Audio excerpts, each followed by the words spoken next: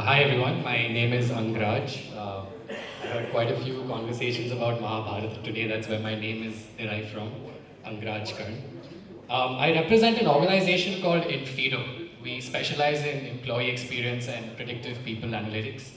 We work with over 330 plus enterprises globally across both the PSU and the private sector, including the likes of NTPC. I think we had a speaker just a while back as well. IOCL. We even work with the Central Bank of Indonesia, further underscoring our commitment to work with both government and private sectors. And funnily enough, while inFeedo is an organization that's focused on building AI solutions, on that note, I thought I'd share an interesting anecdote, which is AI won't save you. I'll say it again, AI will not save you until you're ready for it. So what we've seen with the HR fraternity and the HR industry, it's a lot of terms like predictive analytics, Gen AI have been associated with HR. But what we wanted to change fundamentally was how do we help organizations deliver the most executable AI. So organizations have been using tools and platforms in recent times. Where we've seen organizations struggle is when it comes to executing on ground. And that's what I'd like to share with you today about how we've been helping these organizations achieve that. I'll start with our mission statement.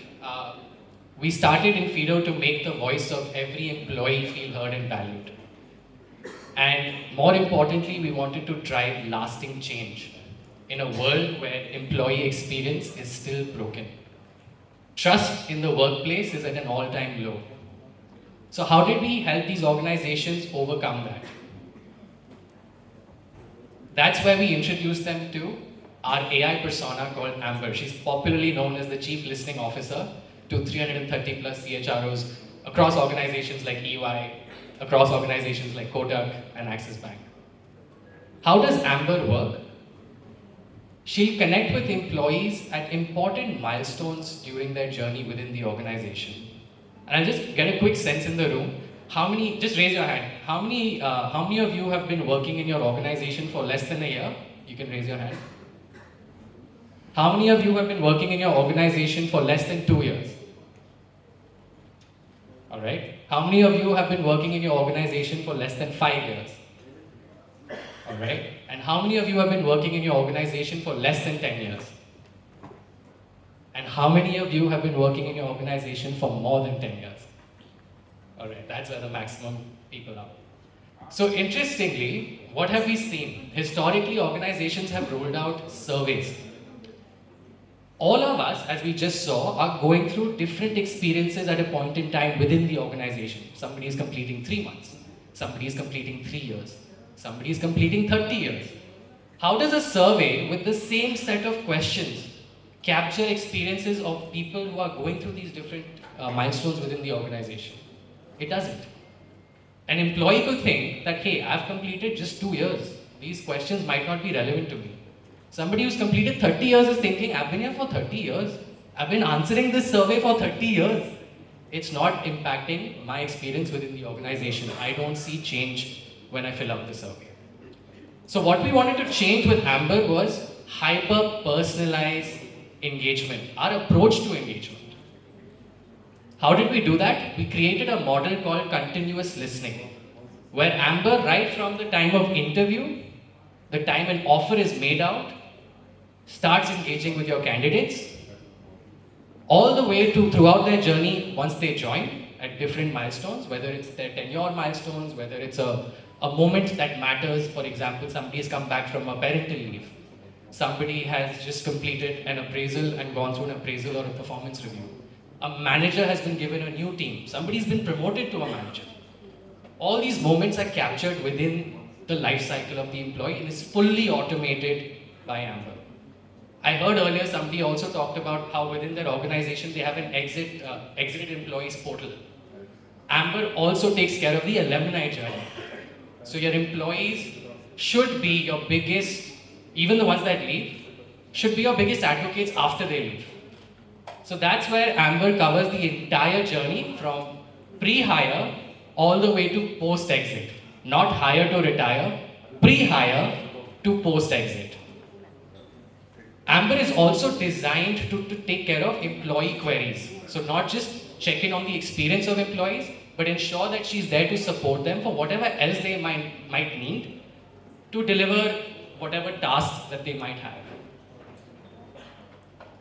This is to give you a sense of the kind of journey we incorporate, right from the candidate journey to the employee journey to the alumni journey. It's fully automated.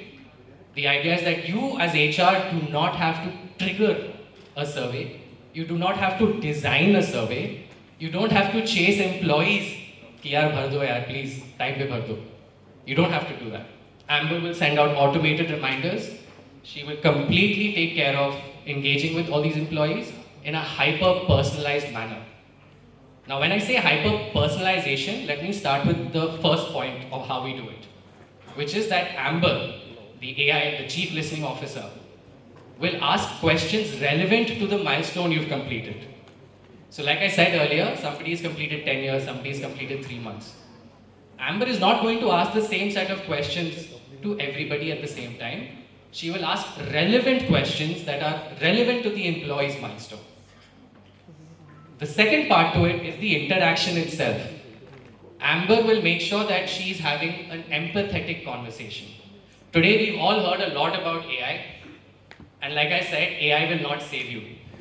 The foundation on which you have to build where AI can work for you is trust, empathy, and action. It's never been about survey fatigue, it's been about lack of action fatigue.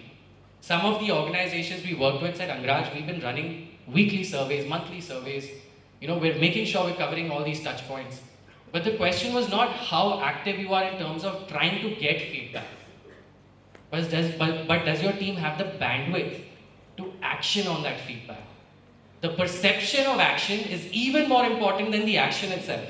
How are we communicating these actions to the employee so that they know something is happening?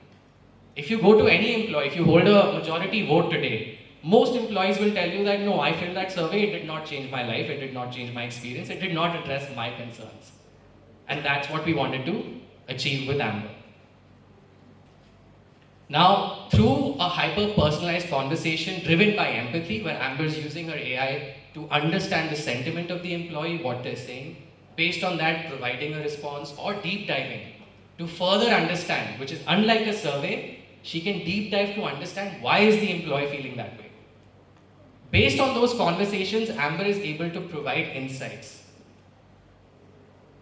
You'll have access to your own dedicated dashboard, but let me tell you, employee engagement and trust is not built on dashboards.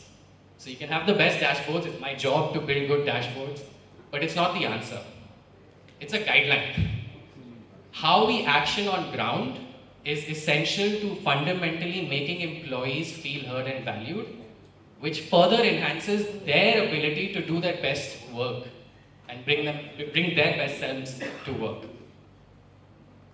Finally, of course, I think somebody talked about ChatGPT and talked about AI summarization. Of course, with the world of AI, we've been able to ensure that you are empowered, you are enabled to save time. The purpose of AI is to give you back your time.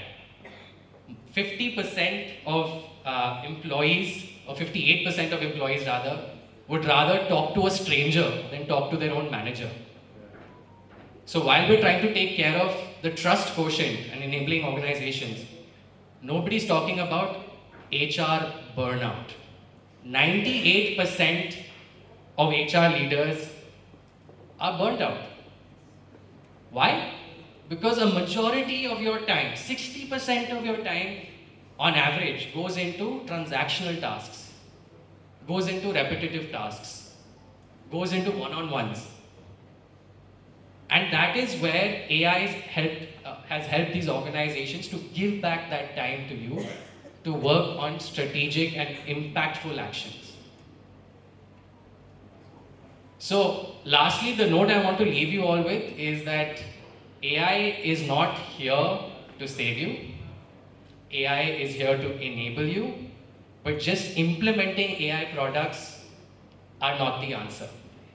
at a fundamental level, how do we ensure that we've already started working and building a culture of trust, of action? Only then will such tools actually deliver within your organization, and not just for listening, whether it's for employee, individual development plans, whether it's for talent management, whether it's for hiring and onboarding. All tools will fail if these basics are not first put in place. And that's the note I'd like to leave you all with. Our booth is right at the back. Whenever you have time, please feel free to come and have a chat and get to know us better. And that's my time. Thank you.